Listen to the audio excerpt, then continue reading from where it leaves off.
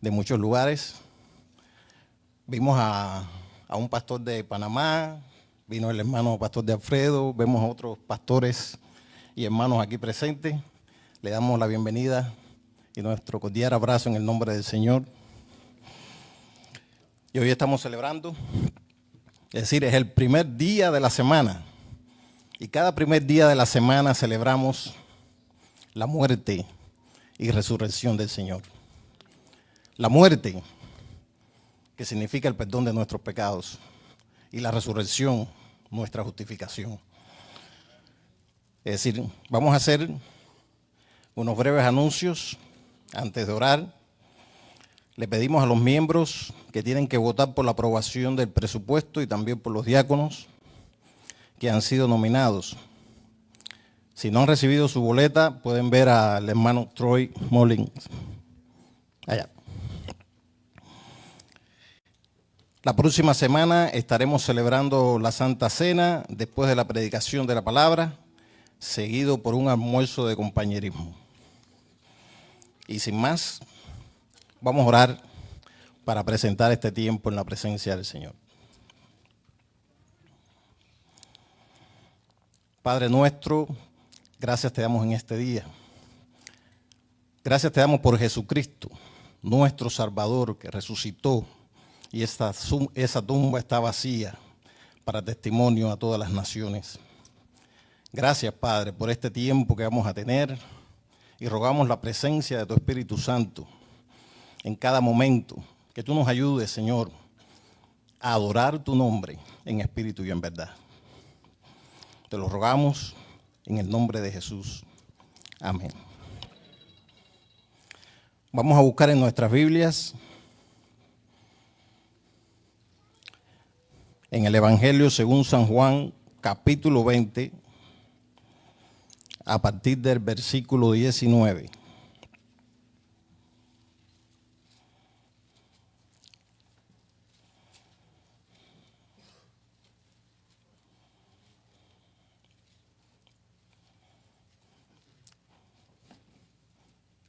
Vamos a leer en la versión de Reina Valera.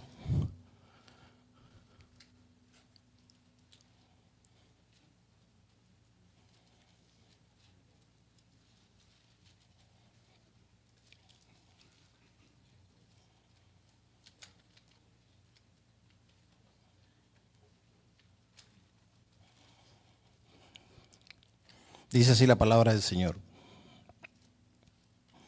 Cuando llegó la noche de aquel mismo día, el primero de la semana, estando las puertas cerradas en el lugar donde los discípulos estaban reunidos por miedo de los judíos, vino Jesús y puesto en medio les dijo: paz a vosotros. Y cuando les hubo dicho esto, les mostró las manos y el costado, y los discípulos se regocijaron viendo al Señor. Entonces Jesús les dijo otra vez: paz a vosotros. Como me envió el Padre, así también yo os envío. Y habiendo dicho esto, sopló y les dijo: recibid el Espíritu Santo. A quienes remitiereis los pecados, les son remitidos, y a quienes los retuviereis, les son retenidos. Pero Tomás, uno de los 12, llamado Dídimo, no estaba con ellos cuando Jesús vino. Le dijeron, pues, los otros discípulos: al Señor hemos visto.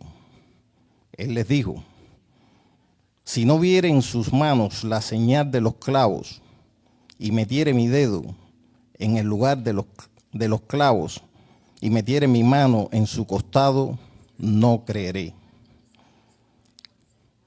8 días después, estaban otra vez sus discípulos dentro, y con ellos Tomás.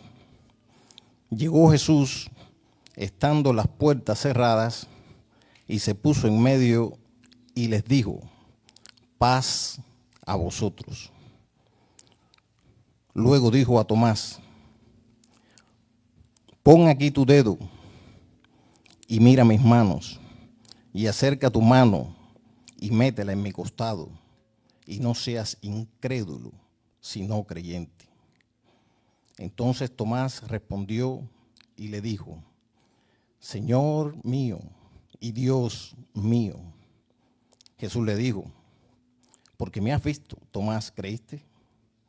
Bienaventurados los que no vieron y creyeron. Hizo además Jesús muchas otras señales en presencia de sus discípulos, los cuales no estaban escritas en este libro. Pero estas se han escrito para que creáis que Jesús es el Cristo, el Hijo de Dios, y para que creyendo tengáis vida en su nombre.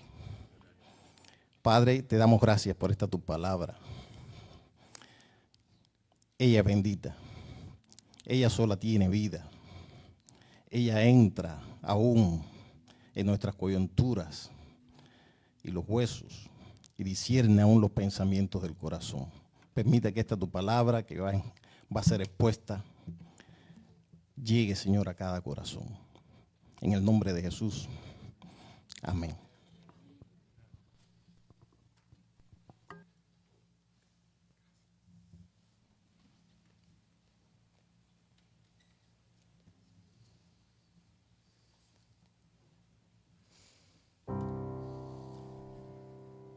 Bienvenidos a la iglesia Cornerstone Bible Church.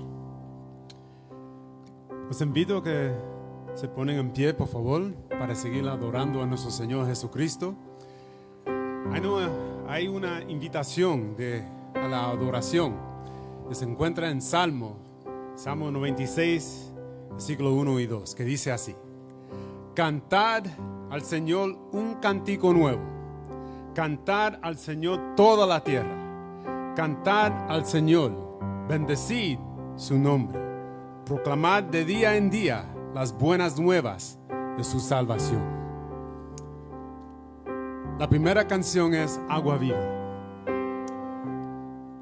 Y en Juan capítulo 7, versículos 37 y 38, hay una gran invitación también. Ahí dice: y en el último día, el gran día de la fiesta, Jesús, puesto en pie, exclamó en alta voz diciendo: si alguno tiene sed, que venga a mí y beba. El que cree en mí, como ha dicho la Escritura, de lo más profundo de su sed brotarán ríos de agua viva. Vamos a cantarle a nuestro Dios que nos da esa agua viva.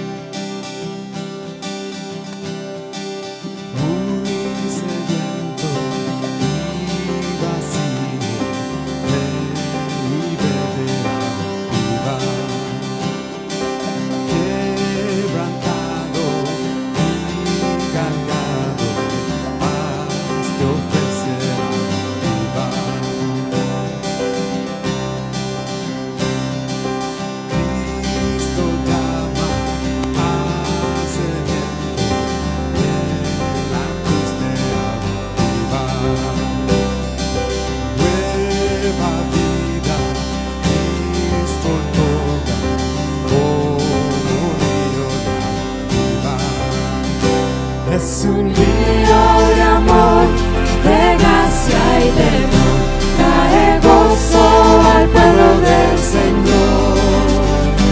Él es fiel y su amor quitará el temor.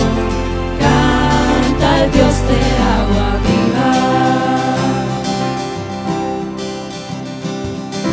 Él nos salva y nos guarda.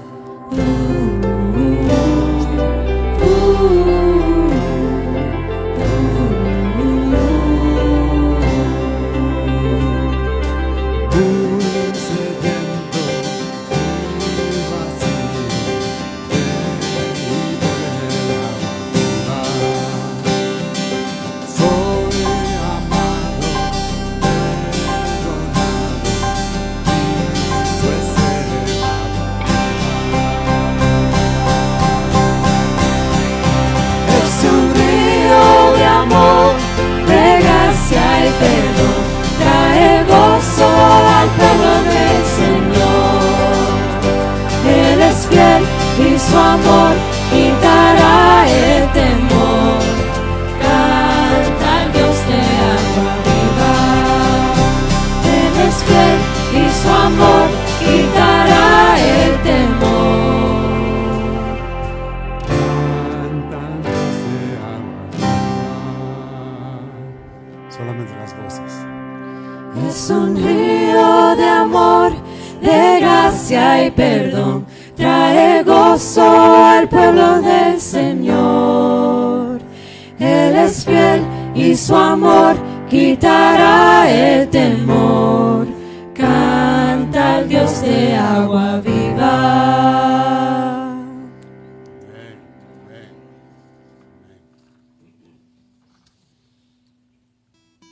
La próxima canción es Solo un Santo Dios. Salmos 99:5 nos dice así: exaltad al nombre al Señor nuestro Dios y postraos ante el estrado de sus pies. Él es santo. En Apocalipsis 4:8 nos dice así también: y los 4 seres vivientes, cada uno de ellos con 6 alas, estaban llenos de ojos alrededor y por dentro, y día y noche no cesaban de decir: Santo, Santo, Santo es el Señor Dios, el Todopoderoso, el que era, el que es y el que ha de venir. Vamos a cantarle.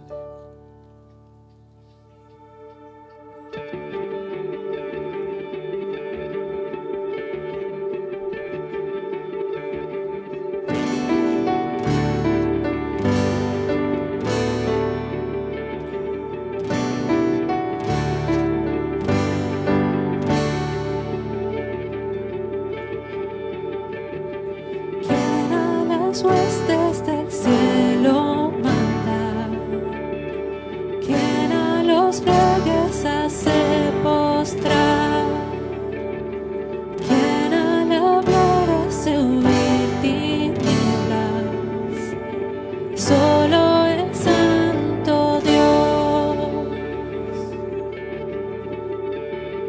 Quien más es digno por su hermosura, quien resplandece más que el sol, quien reina en majestad y justicia, solo el santo Dios. Ven, contemplemos al único santo. Clama, cantemos por siempre al santo Dios. Adoremos al santo Dios.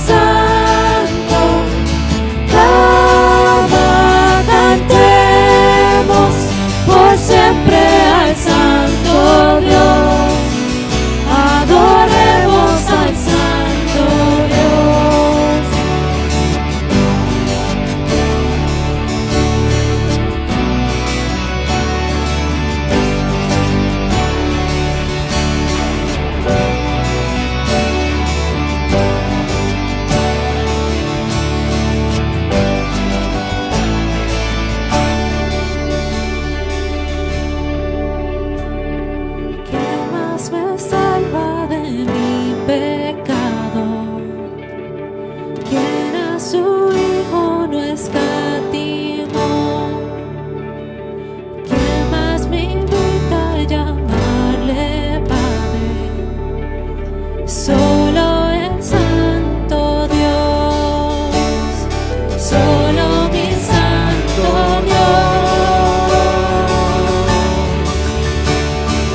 Ven, contemplemos al único Santo, clama, cantemos por siempre al Santo Dios. Adoremos al Santo Dios. Ven, contemplemos al único Santo. Clama, cantemos por siempre al Santo Dios. Adoremos al Santo Dios.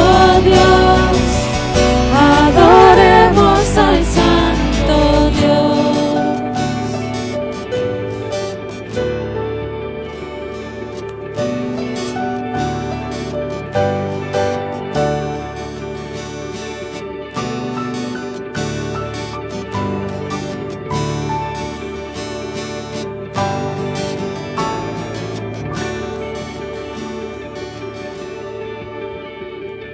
Ven, contemplemos al único Santo.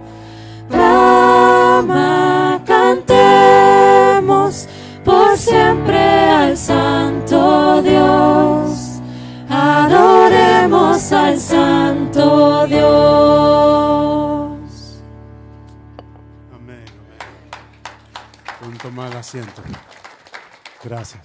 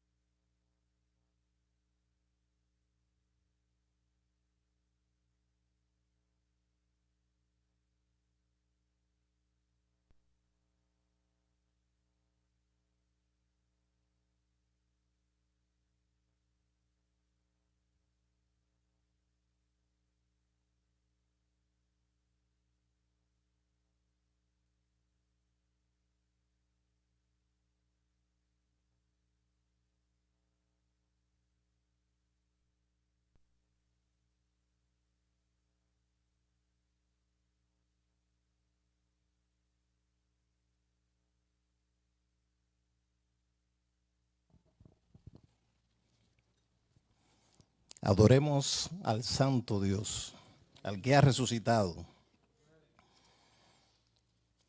Con ese gozo en esta celebración del Día del Señor. Bueno, ahora vamos a presentar al expositor de la palabra. Muchos lo conocen, muchos han estado bajo su pastorado, incluyendo que yo también, creo que fuiste el primero, ¿no?, que llevó la reforma, es decir, la confesión a la República de Cuba. Y soy uno de los afortunados que recibió más luz de la palabra de Dios. Quería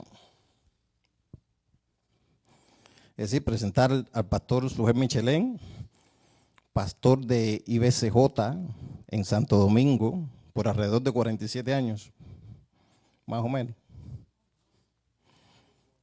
Le bajo un poco. Ok.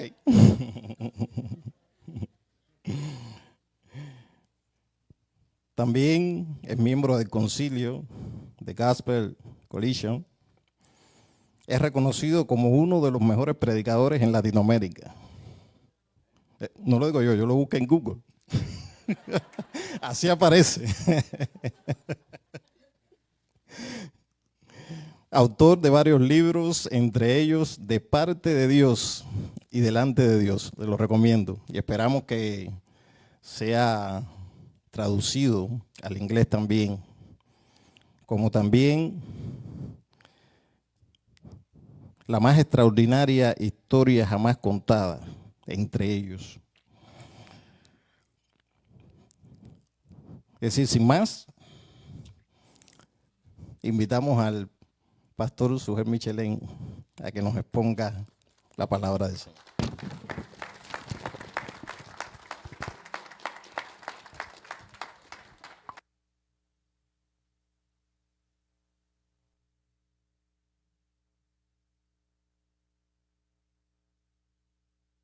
Uno, dos.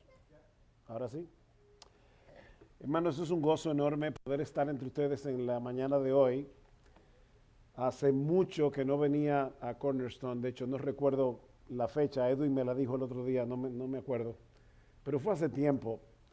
Y aparte de estar de nuevo en este lugar, que conocemos desde hace más de 20 años, el ver rostros de hermanos muy queridos que hace mucho que no vemos también es un motivo de mucho gozo para mi esposa y para mí. Vamos a pedir al Señor en esta mañana que bendiga su palabra en una forma muy particular, ya que es el día que aún el mundo recuerda la resurrección de nuestro Señor Jesucristo. Vamos a pedirle al Señor que su Espíritu Santo se derrame sobre este lugar de tal manera que todos podamos tener un destello de la gloria de nuestro precioso Señor. A final de cuentas, nuestro trabajo es hacer a Cristo, es mostrar a Cristo como lo que Él es. El Dios hermoso, soberano, que se hizo hombre para morir por nuestros pecados. Pero eso solamente puede hacerlo el Espíritu de Dios. Así que vamos a orar una vez más y vamos a pedir al Señor que bendiga su palabra en esta mañana. Padre, nosotros queremos darte muchas gracias porque hemos estado cantando el Evangelio, hemos estado orando el Evangelio y ahora vamos a predicar el Evangelio. Tú conoces, oh Señor, la total y absoluta imposibilidad de que un ser humano pueda transformar a otro ser humano. Solo tu palabra aplicada por tu Espíritu Santo puede hacer esa obra en el corazón. La salvación es tuya, oh Señor, para que toda la gloria sea tuya también. Padre, derrama tu Santo Espíritu en este lugar para que Jesucristo, nuestro Salvador, pueda ser debidamente exaltado. Transforma vidas, oh Señor. Creyentes e incrédulos, transforma vidas en este lugar, porque te lo pedimos en el precioso nombre de Jesús. Amén y amén. Hay eventos en la historia que han cambiado el rumbo de la humanidad. Y me refiero a guerras, descubrimientos, revoluciones, pero ninguna de esas cosas tiene la importancia ni las implicaciones del evento que nosotros hemos venido a proclamar, que hemos venido a celebrar en el día de hoy, la resurrección de nuestro Señor Jesucristo. La Biblia nos enseña que si Jesús no resucitó de entre los muertos, 1 Corintios capítulo 15, que es el gran capítulo del Nuevo Testamento sobre la resurrección, Pablo dice que si Cristo no resucitó, el cristianismo no tiene ningún fundamento, nuestra fe no tendría ningún valor, nuestra esperanza sería una ilusión. Y en el versículo 19 del capítulo 15, Pablo dice que si Cristo no resucitó, los cristianos somos los seres más dignos de lástima de todo el planeta. Pero si es cierto que hace unos 2000 años Jesucristo se levantó de la tumba 3 días después de haber sido crucificado, entonces no podemos hacer otra cosa, y quiero subrayar eso, no podemos hacer otra cosa que postrarnos ante Él en adoración y reconocerlo como nuestro Dios, como nuestro Señor, como hizo Tomás en la historia que vamos a exponer en la mañana de hoy, que nuestro hermano Mario leyó hace un momento. Ahora, antes de considerar este relato, permítame tomar unos breves minutos para reconstruir brevemente los acontecimientos de ese fin de semana, que es el contexto en el que se encuentra nuestra historia. Jesucristo fue crucificado el viernes en la mañana. Su muerte ocurrió alrededor de las 3 de la tarde. Luego fue sepultado en una tumba propiedad de José de Arimatea hasta el domingo en la madrugada. Ese domingo, muy temprano, un grupo de mujeres fue al sepulcro. Obviamente estoy reconstruyendo la historia tomando de Mateo, de Lucas, de Marcos, no solamente de Juan. Un grupo de mujeres van al sepulcro no esperando que Jesucristo resucitara. Ellas fueron a ungir con especias el cuerpo muerto del Señor, era la costumbre de los judíos. Pero al llegar se encontraron con que la enorme piedra que cubría la entrada del sepulcro había sido removida y el cuerpo de Jesús no estaba allí. En medio de su angustia, de su confusión, dice la Escritura que 2 ángeles se colocan al lado de ellas y les dan la sorprendente noticia de que el Señor resucitó. Ellas corren a contarle la noticia a los discípulos, pero escuchen, Lucas nos dice que a ellos les parecía locura las palabras de ellas y no las creían. Lucas 24:11. Mis hermanos, amigos que están aquí en esta mañana, no imaginemos a los discípulos como un grupo de crédulos, de gente crédula, fanática, que estaba dispuesta a creer cualquier cosa. La primera reacción de los discípulos a la noticia fue de duda, no de fe. Así que Pedro y Juan corren al sepulcro, encuentran todo tal como las mujeres les habían dicho. El sepulcro estaba abierto, la tumba estaba vacía. Y ahora escuchen lo que dice Juan en el capítulo 20, en el versículo 9. Porque todavía no habían entendido la escritura que Jesús debía resucitar de entre los muertos. Es en el momento que ellos ven la tumba vacía que entonces se dan cuenta de lo que había sucedido y empiezan a encajar las mismas profecías de Jesús que había mencionado en 3 ocasiones durante su ministerio. Yo voy a ser entregado, voy a ser muerto, voy a ser crucificado y voy a resucitar al tercer día. Poco tiempo después el Señor se le aparece a María Magdalena, después a Pedro, luego a los 2 discípulos que iban camino a Emaús, y finalmente ese mismo domingo se presenta ante el resto de los discípulos. Vean una vez más el versículo 19. Entonces, al atardecer de aquel día, el primero de la semana, y estando cerradas las puertas del lugar donde los discípulos se encontraban por miedo a los judíos, Jesús vino, se puso en medio de ellos y les dijo, paz a vosotros. Al atardecer de aquel mismo día, dice Juan, señalando que se refiere al domingo. Versículo 1, dice que el Señor resucita el primer día de la semana. Jesús se coloca en medio de ellos, les dice paz a vosotros. Y esto es una de esas cosas que hace el Señor. Él no los reprende por haberlos abandonado en el momento del arresto, sino que los bendice. En el versículo 20 dice que les muestra sus manos y sus costados, y la idea es para que no tengan ninguna duda de que ese que está delante de ellos es el mismo Jesús que fue crucificado 3 días antes. Pero Tomás no estaba allí. Y yo sé que mucha gente usa ese texto para decir, ven, por eso es que hay que estar el domingo en la noche en la iglesia. Bueno, yo no creo que esa sea la idea, pero lo cierto es que Tomás no estaba allí. Y cuando finalmente llega al lugar de reunión donde estaban los discípulos, Jesús se había ido. Ellos le cuentan lo que acaba de ocurrir, pero él se resiste a creerlo. Y eso nos lleva a la primera parte de nuestro relato, que yo he titulado La duda que nace del desencanto. Vean otra vez el versículo 24, que es nuestro texto realmente. Juan capítulo 20, versículo 24. Tomás, uno de los 12, llamado el Dídimo, el mellizo, no estaba con ellos cuando Jesús vino. Entonces los otros discípulos le decían, hemos visto al Señor. Pero él les dijo, si no veo en sus manos la señal de los clavos y meto el dedo en el lugar de los clavos y pongo la mano en su costado, no creeré. Ahora, antes de emitir juicio sobre el escéptico de Tomás, sobre la incredulidad de Tomás, yo quiero hacer dos aclaraciones. La primera es que Tomás no fue el único que dudó. Recuerden, hermanos, Lucas 24:11.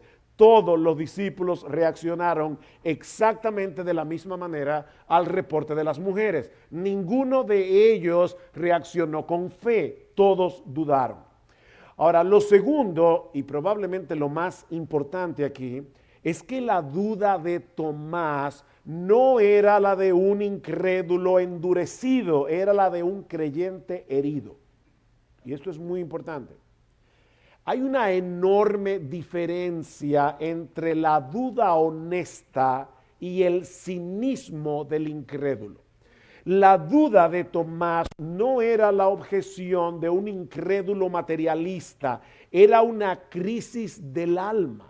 Mis hermanos, Tomás no tenía problemas con la idea de la resurrección en sí. No olviden que Tomás era un judío piadoso. Tomás conocía el Antiguo Testamento y en el Antiguo Testamento hay por lo menos 2 o 3 relatos de resurrecciones. Así que Tomás no tenía problemas con la idea en sí de la resurrección de Jesús. Su problema era que él ya había sufrido una gran decepción, una profunda decepción, y por lo tanto, él no estaba dispuesto a pasar por eso otra vez.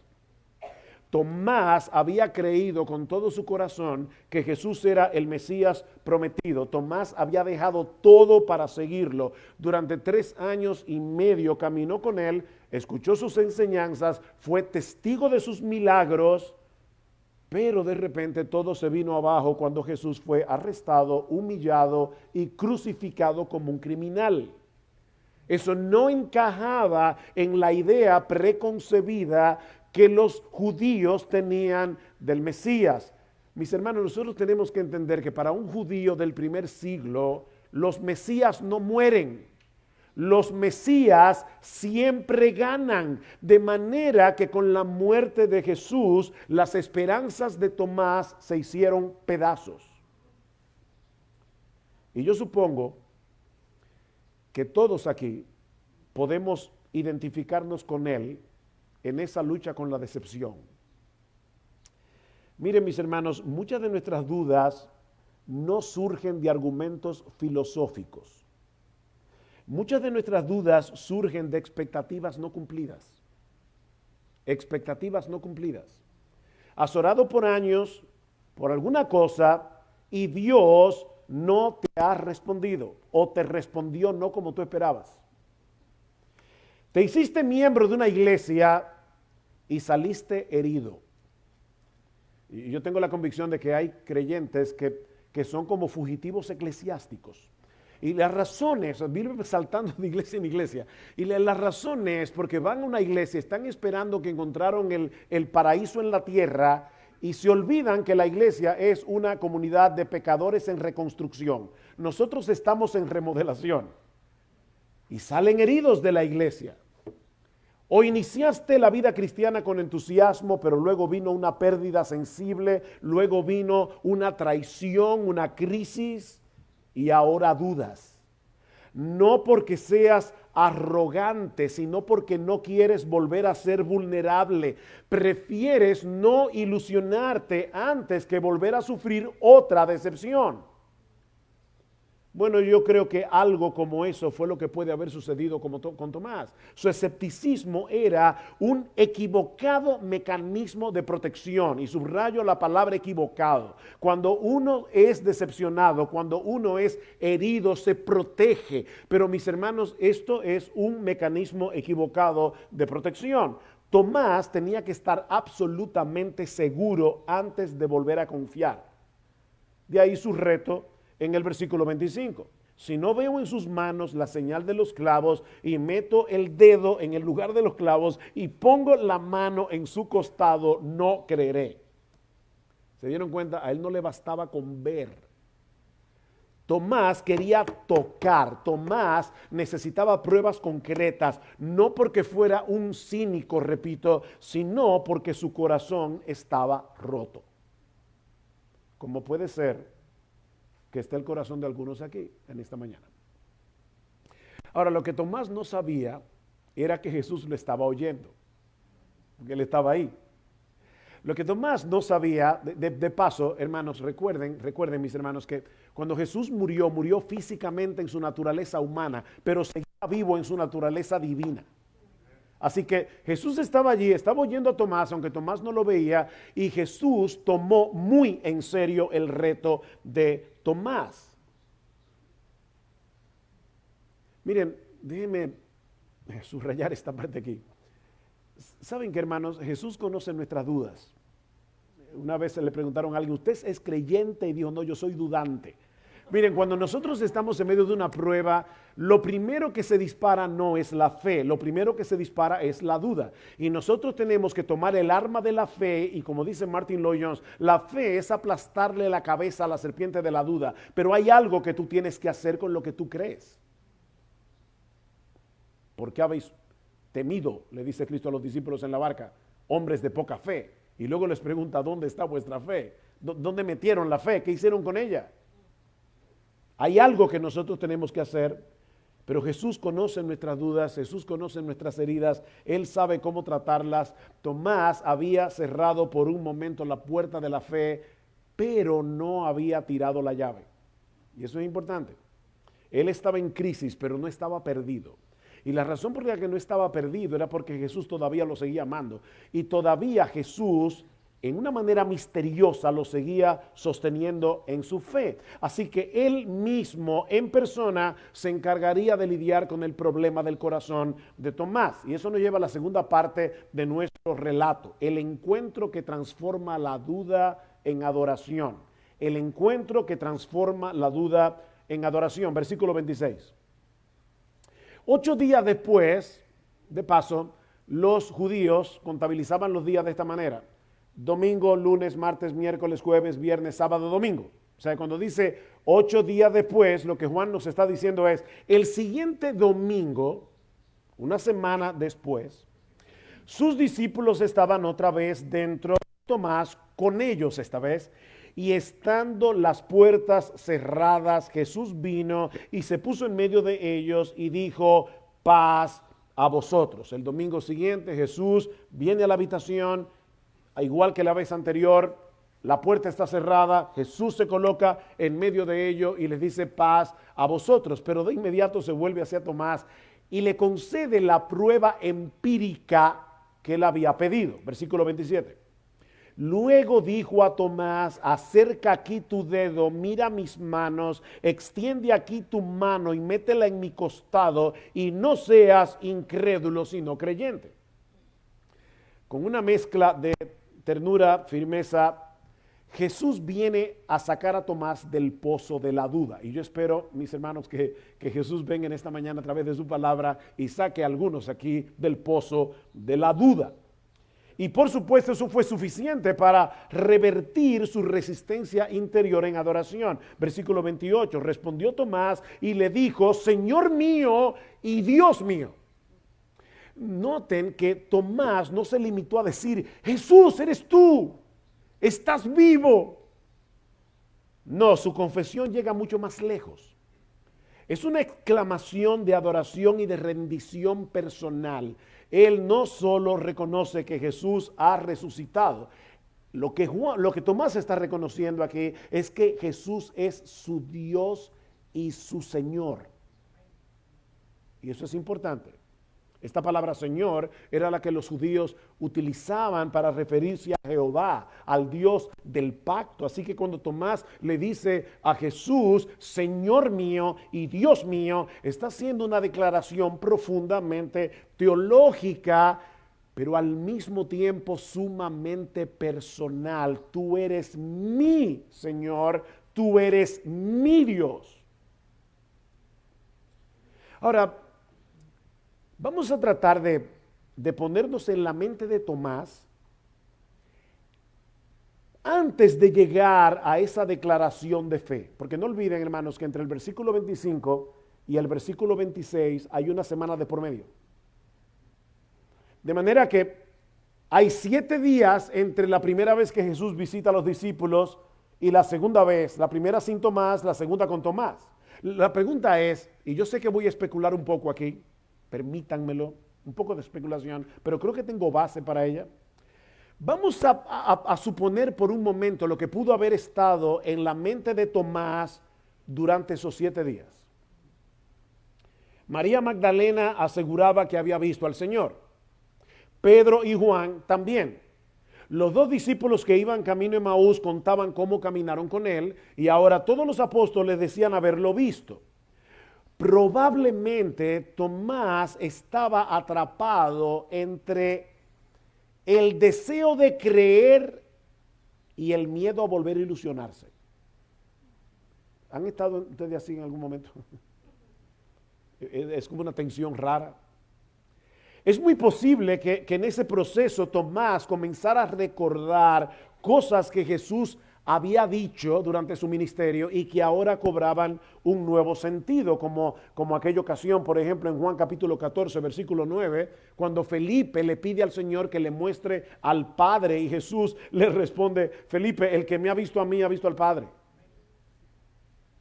O cuando dice en Juan capítulo 10, versículo 30, yo y el Padre somos uno. O aquella declaración impresionante en Juan capítulo 8, versículo 58, cuando Jesús le dice a los judíos, antes que Abraham fuese yo soy, utilizando el nombre con el que Dios se revela a Moisés en Éxodo capítulo 3, versículo 14, cuando ellos me pregunten quién fue que se me apareció, tú les vas a decir que yo soy te envió. Y ahora Cristo está diciendo, antes que Abraham fuese, gramaticalmente lo correcto hubiera sido que él diga, antes que Abraham fuese yo era, lo cual también hubiera sido impresionante, pero él no dice eso, él dice, antes que Abraham fuese yo soy el eterno presente, el que nunca pasa, el que nunca cambia, yo soy. Tomás estuvo presente cuando Jesús sanó a un paralítico y le dijo, tus pecados te son perdonados. ¿Ustedes recuerdan cómo reaccionaron los líderes religiosos de Israel? Reaccionaron indignados, porque ¿quién puede perdonar pecados sino solo Dios? Y tenían razón, solo Dios puede hacer lo que Jesús acaba de hacer. Tomás estuvo allí cuando en el entierro de Lázaro, Cristo le dijo a Marta, Marta, yo soy la resurrección y la vida. Hermanos, piensen, ¿qué ser humano común y corriente puede decirle a otra persona, óyeme, la vida y la muerte están en mis manos, yo soy la resurrección y la vida, el que cree en mí, aunque esté muerto, vivirá? ¿Quién puede reclamar tal autoridad? A menos que sea Dios. Tomás debe haber recordado todas las veces que Jesús dijo, yo voy a ser entregado, voy a ser crucificado y yo voy a resucitar. Repito, estoy especulando. Pero todas estas cosas que Tomás había escuchado durante más de 3 años, seguramente estaban volviendo a su memoria con una nueva luz. Todo comenzaba a encajar como las piezas de un rompecabezas. De manera que al ver a Jesús frente a él, ya no había más espacio para la duda, solo para la adoración. Esa es la única respuesta coherente que Tomás pudo dar. Y ¿saben qué, mis hermanos, amigos que están aquí en esta mañana? Esa también es la única respuesta coherente para ti y para mí. No basta con decir yo creo en Dios. Santiago dice que los demonios también creen y tiemblan. En la calle hay mucha gente que cree en Dios y va camino al infierno. No basta con creer en Dios. Ni siquiera basta con creer que Jesús es la segunda persona de la Trinidad que se levantó de los muertos. Eso no es suficiente. La verdadera fe reconoce que ese Dios glorioso que se hizo hombre, que murió en una cruz por nuestros pecados, que resucitó al tercer día, es mi Señor y mi Dios. Que ya no puedo ignorarlo, que debo confiarle mi vida y mi muerte, que debo entregarme por entero a Él. Es por eso que le decía al inicio de este mensaje que si es cierto que Jesús resucitó de los muertos, es absolutamente imposible reaccionar con indiferencia. Nadie puede permanecer neutral ante una persona como Jesús. O nos postramos como Tomás y lo adoramos, o lo rechazamos por completo. Con Él no hay término medio. Es imposible. Lo que Tomás entendió aquel domingo en la tarde es que se encontraba delante del Rey y el Señor del universo, ante el cual no cabe otra respuesta que postrarse en adoración. No existe otra posible reacción ante la persona de Jesús. De paso, hermanos, y esto de verdad lo digo con mucha tristeza, yo creo que ahí radica la gran incoherencia del cristianismo superficial que vemos tan a menudo en nuestros días. Personas que dicen creer en Jesús, que pertenecen a una iglesia, pero cuyas vidas no muestran ninguna pasión, absolutamente ninguna pasión por su gloria, ni los frutos que se derivan de esa pasión. No se puede confesar con los labios que Jesús es el Señor y luego vivir como si el Señor fuera yo. No se puede. Tenía un amigo mexicano muy peculiar que me decía, mira, te lo voy a poner fácil. Yo no puedo cantar el domingo Jesús es mi Rey soberano y el resto de la semana, pero sigo siendo el Rey. Los mexicanos que entiendan. No, no se puede. Eso es incoherente. Eso es una contradicción. Si Jesús es quien dijo ser quien era, merece mucho más que una entrega a medias. Él merece nuestra entrega total. Tenía otro amigo que cuando relataba su conversión, él decía, mira, cuando yo comencé a ir a la iglesia, yo le decía, está bien, Señor, mira, te voy a dar el 50% de mi vida. Y Cristo me dijo que no. Está bien, Señor, mira, el 75% de mi vida. Y Jesús me dijo que no. Ok, está bien, te voy a dar el 99%. Tampoco. Es el 100%. Porque Él es el Señor. Él es Rey de reyes, Él es Señor de señores, Él es el amo del universo que al tercer día se levantó de la tumba. Hermanos, ¿de quién estamos hablando aquí? Es el Señor. Me encanta como dicen, hemos visto al Señor, no a Jesús. Ahora, el relato no termina ahí. El relato no termina ahí porque si Juan se hubiera detenido en la confesión de Tomás, Tomás se postró, le dijo, Señor mío y Dios mío, alguien pudiera decir, bueno, bien por él. Qué suerte tuvo Tomás. Pero yo no he visto lo que él vio y por lo tanto no puedo creer como él creyó. Y eso nos lleva a la tercera parte de nuestro relato. El instrumento que usa Dios para convertir al que no ha visto.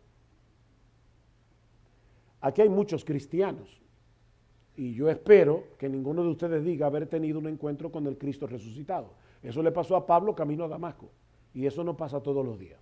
De hecho, no ha vuelto a pasar nunca más. ¿Cómo creíste en Cristo? Bueno, versículo 29. Jesús le dijo, porque me has visto, has creído. Dichosos, bienaventurados, como dice la Reina Valera del 60, los que no vieron y sin embargo creyeron. Ahora vamos a detenernos un momento aquí porque lo que Jesús está diciendo en este pasaje no es que una fe ciega es mejor que una fe que descansa en evidencias. Repito, eso no es lo que Jesús está, como si creyera más el que piensa menos. ¿Ustedes han visto eso? Hay gente que cree que mientras más bruto, más grande es tu fe. No.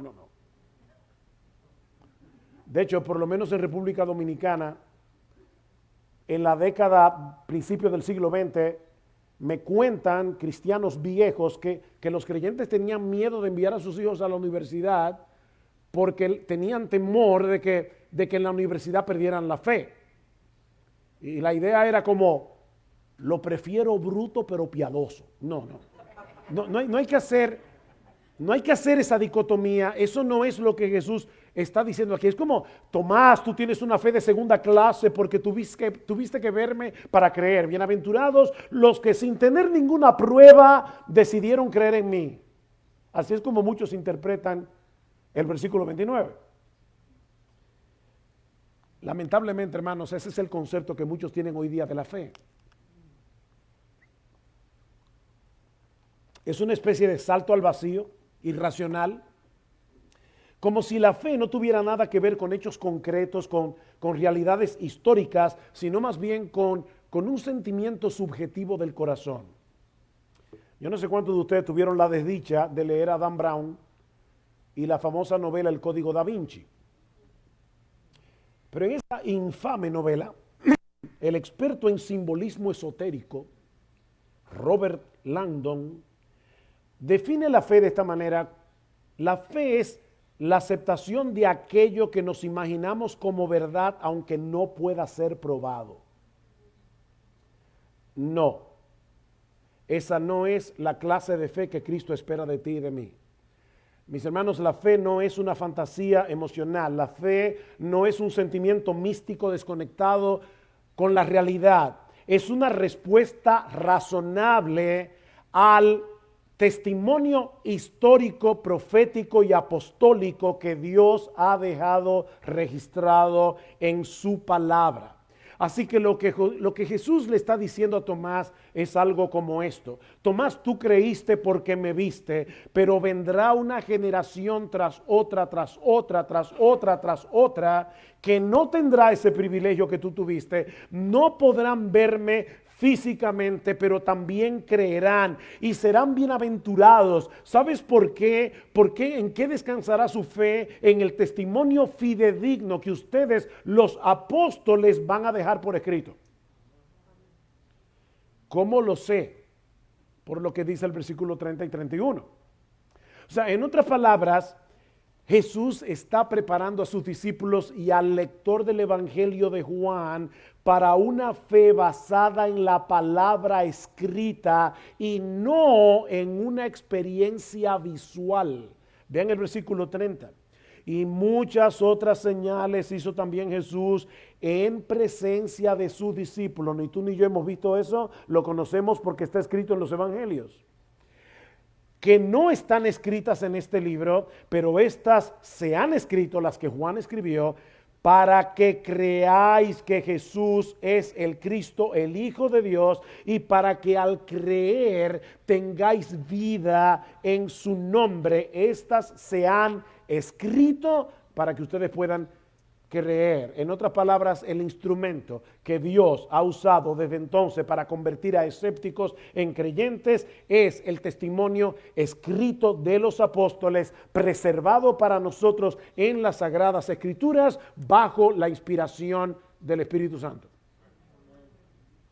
Así que no es por señales milagrosas, no es por experiencias místicas que vamos a creer. Cuando yo era un pastor joven, muy joven, hace un tiempito, yo estaba en la ciudad de Puerto Plata, al norte de la isla, donde comenzamos a plantar una iglesia, y salí a predicar casa por casa. Y me encontré con una señora que me dijo: ay, usted es pastor, yo creo en el Señor. Digo, qué bueno. ¿Y cómo fue que usted creyó? Me dice: bueno, mire, yo iba a una iglesia evangélica por muchos años, pero no podía creer hasta que tuve un sueño. Y en el sueño yo me vi en el infierno y no sé cuánta cosa, y entonces me convertí. Y yo callado.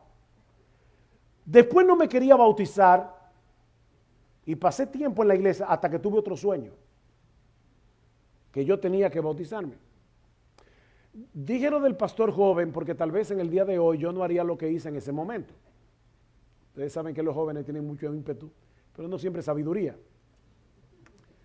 Y yo le dije: doña, usted es una mujer súper desobediente. Porque ya Dios le dijo en la palabra que se arrepintiera y usted tuvo que tener un sueño para arrepentirse. Ya Dios le dijo en la palabra que se bautizara y usted tuvo que tener otro sueño para bautizarse. Le dije, doña, Dios no tiene que venir del cielo otra vez para decirnos lo que ya nos dijo en la Biblia. No es por experiencias místicas, nosotros creemos por el poder todopoderoso de la palabra de Dios. Mis hermanos, este libro está vivo, la palabra de Dios es viva, es eficaz, es más cortante que toda espada de doble filo. Dios obra a través de su palabra. La fe viene por el oír y el oír por la palabra de Dios. Romanos 10, 17. La fe viene por el oír. De paso, ese es un texto extraño porque debería decir la fe viene por el oír la palabra de Dios, pero eso no es lo que dice. Lo que el texto dice es que la fe viene por el oír. Y el oír es el que viene por la palabra de Dios. Y uno se pregunta, ¿el oír qué? ¿O el oír a quién? Romanos 10:14 dice que nadie puede creer en Cristo a menos que escuche a Cristo. Mis ovejas oyen mi voz y yo las conozco y me siguen. La razón por la que tú eres cristiano, mi hermano amado, es porque tú escuchaste la voz de Jesús. ¿Cuándo escuchaste la voz de Jesús? Cuando alguien en un púlpito, un ser humano común y corriente, predicó la palabra de Jesús en el poder del Espíritu Santo. El oír a Cristo viene por el oír la predicación de su palabra. Eso es lo que dice Romanos 10, 17. De hecho, los mismos apóstoles, recuerden, entendieron la resurrección porque recordaron la Escritura. ¿Ustedes recuerdan el versículo 11? El versículo 9 dice, Pedro y Juan salen corriendo hacia el sepulcro y en los evangelios hay detalles. Obviamente Juan era más atlético que Pedro, llega primero, luego llega Pedro, entra al sepulcro, ve que el sepulcro está vacío, llega Juan, entonces también entró el otro discípulo que había llegado primero al sepulcro y vio y creyó, porque todavía no habían entendido la escritura que Jesús debía resucitar de entre los muertos. Lo que convenció a los discípulos no fue únicamente la tumba vacía, fue la tumba vacía que confirmó este libro. Es la escritura. Así que la fe no es un salto al vacío. Es una confianza firme en una verdad revelada, confirmada por testigos dignos de crédito y sellada por el Espíritu Santo a través de la inspiración de las Escrituras.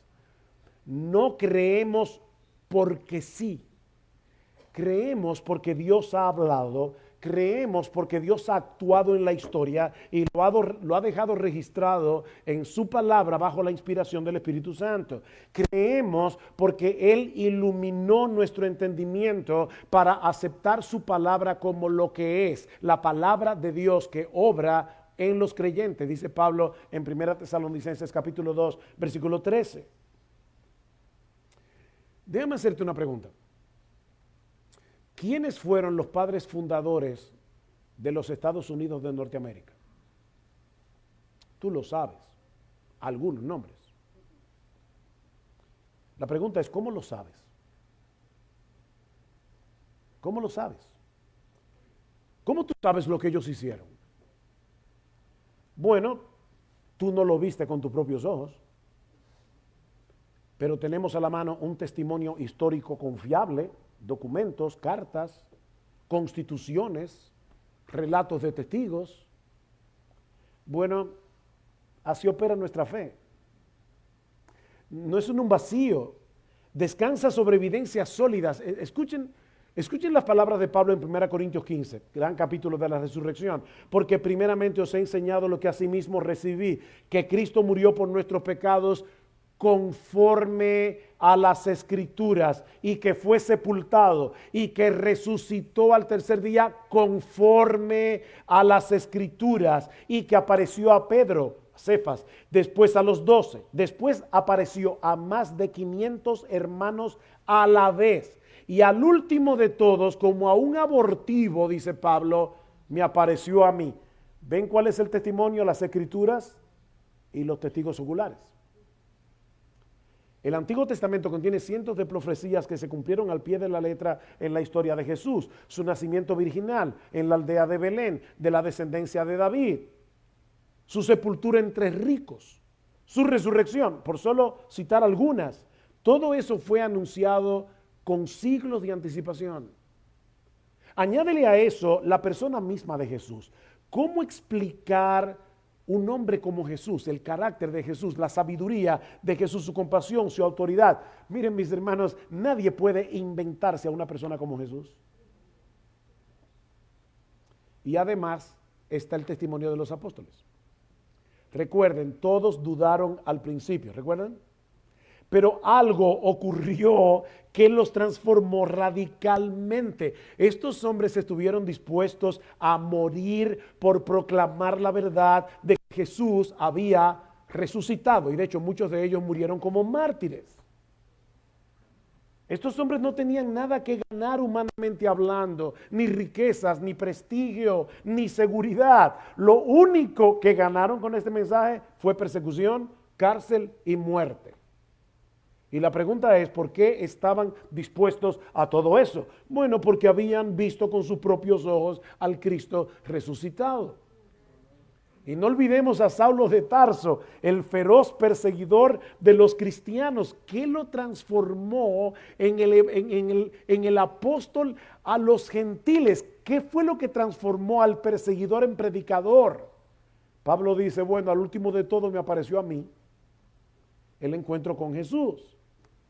¿Y qué de decir de la tumba vacía? Piensen en esto, hermanos, si los romanos o los judíos hubieran podido presentar el cadáver de Jesús, el cristianismo no hubiera durado una semana. La razón por la que el cristianismo tuvo éxito es porque ellos predicaron que Jesús había resucitado y el cadáver nunca apareció. Por eso alguien ha dicho que la piedra del sepulcro no fue removida para que Jesús saliera. Ellos dicen, bueno, el ángel tuvo que venir, quitar la piedra para que Jesús pudiera salir. No, Jesús glorificado podía quitar la piedra él solo. Mis hermanos, la razón por la que la piedra fue removida no fue para que Jesús pudiera salir, era para que el mundo pudiera entrar y confirmar que ahí no había nadie, que esa tumba estaba vacía y sigue vacía. La fe cristiana está muy bien fundamentada. No creemos sin evidencias. Ahora, ¿saben qué? Tampoco creemos únicamente por las evidencias. Porque al final de cuentas es el Espíritu Santo el que abre los ojos del corazón para que podamos ver la gloria de Cristo en el Evangelio. Pablo dice en 2 Corintios capítulo 4, versículos 3 y 4, que si nuestro evangelio está encubierto, entre los que se pierden está encubierto, en los cuales el Dios de este siglo cegó el entendimiento de los incrédulos para que no les resplandezca la luz del evangelio de la gloria de Dios. El incrédulo está ciego, voluntariamente ciego. Y Pablo dice, a pesar de todo eso, yo predico. Y si uno le pregunta a Pablo, yo no te entiendo. Tú dices que el incrédulo está ciego. ¿Para qué tú predicas el evangelio? Versículo 6, porque Dios que mandó que de las tinieblas resplandeciese la luz, es el que resplandeció en nuestros corazones para el conocimiento de la gloria de Dios en la faz de Jesucristo. En otras palabras, el mismo Dios que en Génesis capítulo 1, versículo 3 dijo, sea la luz. Un día cuando tú estabas sentado en la iglesia, escuchando la predicación del evangelio, el Espíritu Santo vino a ti, porque Dios te eligió para salvación desde antes de la fundación del mundo, y de repente te dijo, sea la luz, y tú en ese momento viste lo que nunca antes habías visto, que Jesucristo es glorioso por encima de todas las cosas y que vale la pena vivir por Él y morir por Él. Eso es la conversión. Y cuando el Espíritu Santo abre nuestros ojos para ver al Cristo resucitado en toda su majestad, no solo somos convencidos, somos cautivados. Y esto es importante. O sea, ver su gloria a través de las Escrituras no solo transforma nuestras ideas, transforma nuestros afectos, transforma nuestro corazón. Pablo dice en 2 capítulo 3, versículo 18, que nosotros todos vemos como en un espejo la gloria del Señor, y al ver la gloria del Señor en las Escrituras, somos transformados de gloria en gloria en la misma imagen como por el Espíritu del Señor. La obediencia cristiana no nace simplemente del deber, sino del deleite. Miren, mis hermanos, nada despierta más pasión por la santidad. Nada despierta más pasión por la santidad que quedar deslumbrado por la gloria, la majestad, la hermosura de Jesús. Esa es la explicación del testimonio apostólico. Por eso vivieron como vivieron y murieron como murieron. Algunos se preguntan, ¿y cómo fue que Jesús pudo entrar en esa habitación con las puertas cerradas? Y hay un predicador que dice, pregunta incorrecta. Jesús podía entrar donde quisiera porque tenía un cuerpo glorificado. La pregunta no fue cómo Jesús entró en esa habitación con las puertas cerradas. La pregunta es cómo fue que pudo sacar a los discípulos de ahí. Porque recuerden, hermanos, ellos estaban llenos de miedo. ¿Cómo fue que esta banda de cobardes salió al mundo a enfrentar la muerte y proclamar que Jesucristo resucitó? Porque ellos vieron a Jesús. Porque ellos vieron a Jesús. Y eso fue suficiente para transformarlos por completo. Eso fue suficiente para llenarlos de pasión por el Evangelio. Ellos entendieron que el Cristo resucitado no puede recibir menos que eso. Él nos entregó por nosotros con reservas. Él no bajó del cielo parcialmente, ni murió parcialmente, ni sufrió parcialmente. Él lo dio todo, hermanos. Por ti, por mí. Todo. ¿Podemos nosotros responderle hoy con una obediencia selectiva? ¿Con una adoración tibia, un amor distraído? Por supuesto que no. Si Él es el Señor, entonces es digno de todo nuestro amor, de toda nuestra devoción.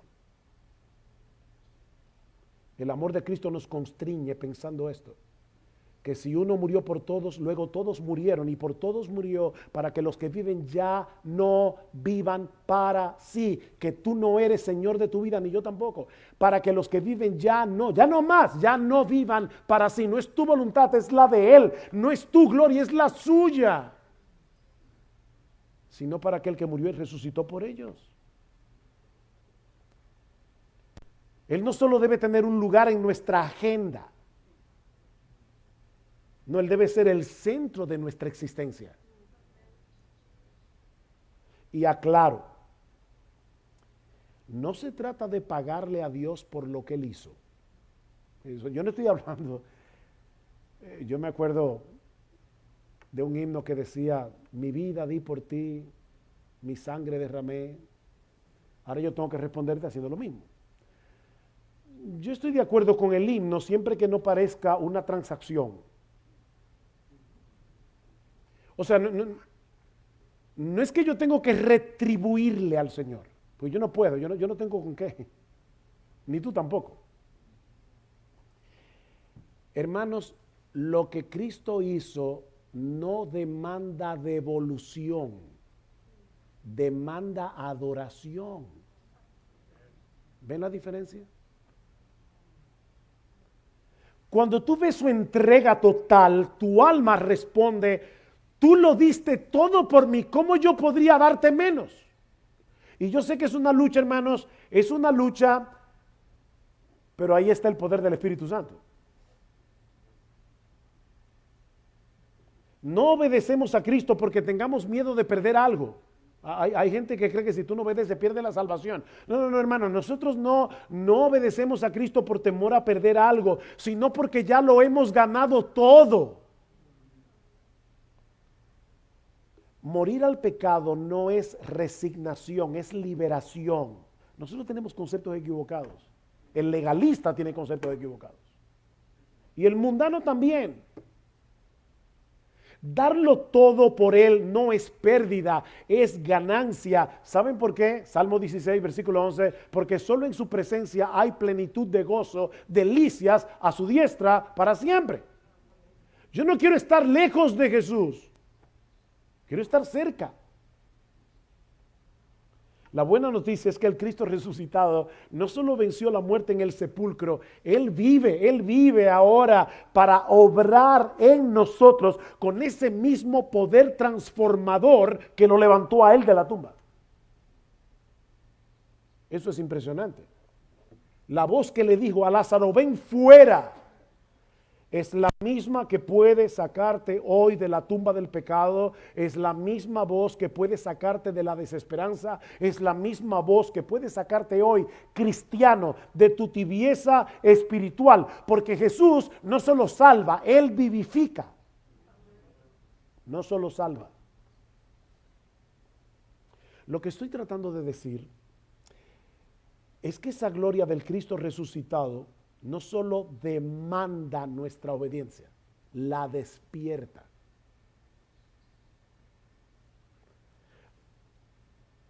No solo nos llama, Él nos cautiva.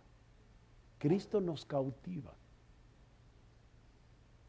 Cuando el alma contempla al Señor exaltado en la palabra, vivo, glorioso, triunfante, todo cambia. La obediencia ya no es un peso, es un privilegio. Vivir para Cristo no es un deber frío, es el gozo más grande que un corazón redimido puede experimentar. Estaba leyendo en estos días la biografía de Elizabeth Elliot y ella leía también a su vez la biografía de Amy Carmichael y ella decía cómo Amy Carmichael en su habitación siendo misionera, si lees alguna vez la biografía de Amy Carmichael, yo no conozco una mujer que haya sufrido más. Y ella talló en la pared de la habitación donde vivía, sí Señor. ¿Sabes lo que eso significa? No importa lo que venga, sí Señor. Sí Señor. Lo que tú quieras de mí, sí Señor.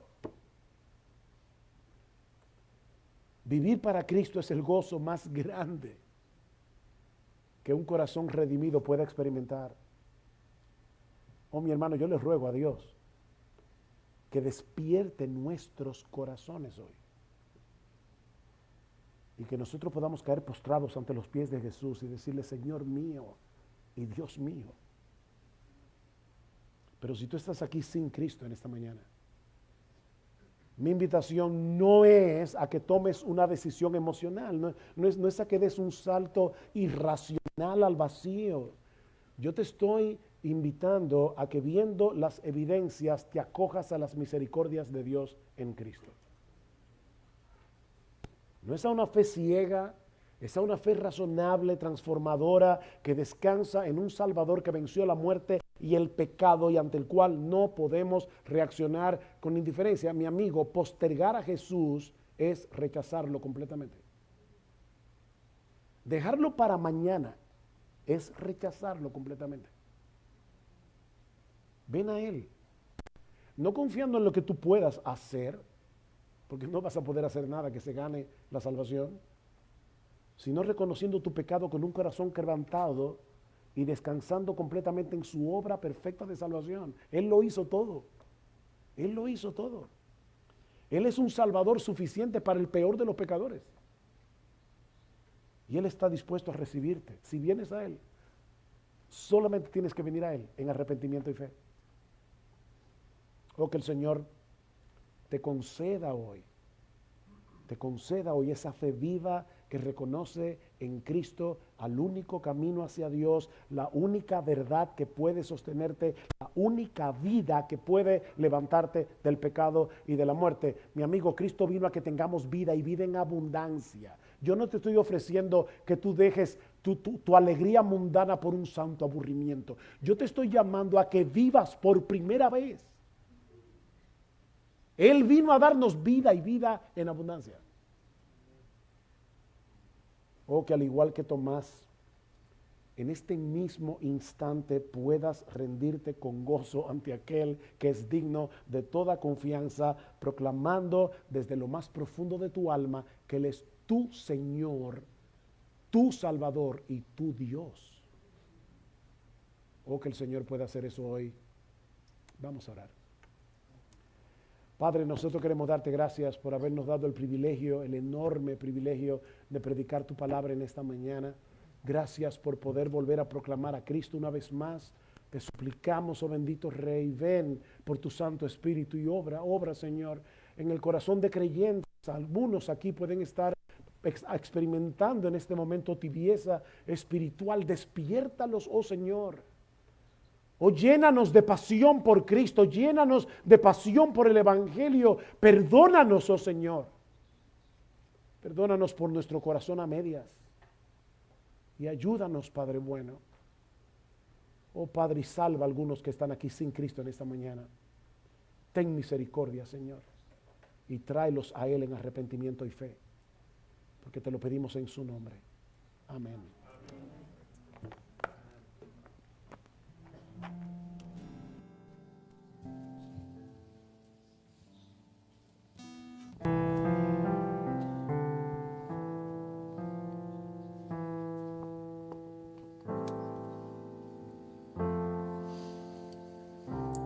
Gracias, Pastor Michelin. Wow. Feliz día de resurrección. Amén. Él vive. Amén. La última canción va a ser en inglés. Lamentablemente no tenemos la letra en español. It's called Highest Praise. Psalm 150 says the following. Praise the Lord. Praise God in His sanctuary. Praise Him in His mighty heaven. Praise Him for His mighty deeds. Praise Him according to His excellent greatness. Praise Him with trumpet sound. Praise Him with the lute and harp. Praise Him with tambourine and dance. Praise Him with strings and pipe. Praise Him with sounding cymbals. Praise Him with loud clashing cymbals. Let everything that has breath praise the Lord. Praise the Lord. Amen. So I invite you to please stand as we sing highest praise.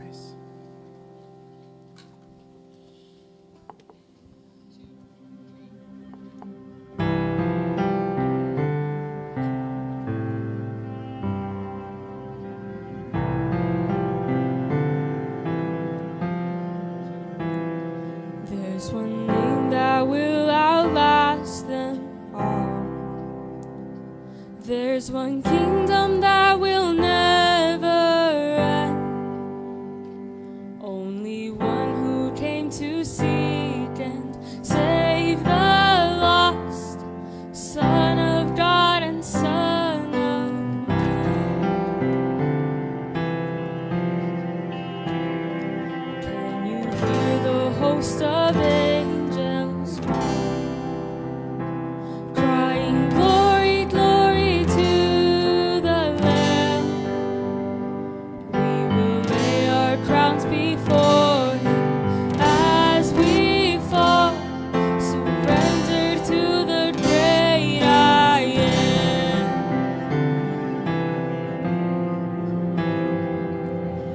You deserve the highest praise. You deserve the highest praise.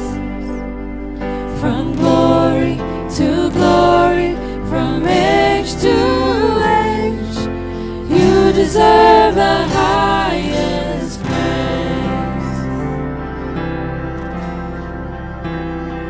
For our sake, the Savior came to earth. For our sin, the Son was crucified. Never been nor will there be a greater love, the precious blood of Jesus Christ.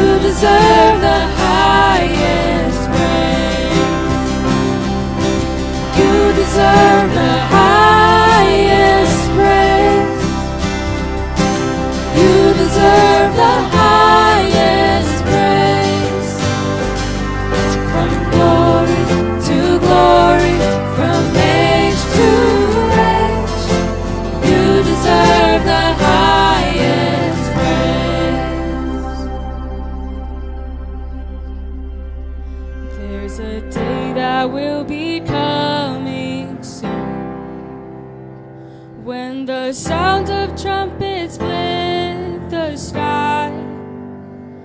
Lift your eyes up to the heavens, see the groom coming back to claim his bride. In a moment all will be made from the grave, the dead in Christ will rise. Open up the gates, the King is coming through. Forever he is glorified. Forever he is glorified.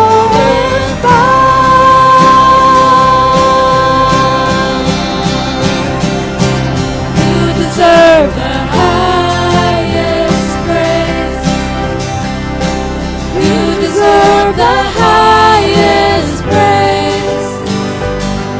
From glory to glory, from age to age, you deserve the highest praise. You deserve the highest praise. You deserve the highest praise. From glory to glory, from age to age, you deserve the highest praise. You deserve the highest praise. You deserve the highest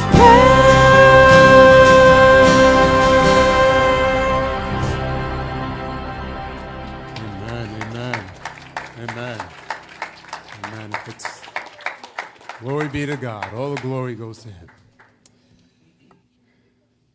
Our dismissal slide, Romans 10:9.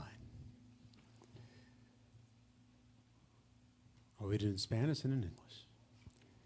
Que si confiesas con tu boca a Jesús por Señor y crees en tu corazón que Dios le resucitó de entre los muertos, serás salvo. Because if you confess with your mouth that Jesus is Lord and believe in your heart that God raised him from the dead, you will be saved. Amen. Have a joyous resurrection day. We are dismissed. God bless you.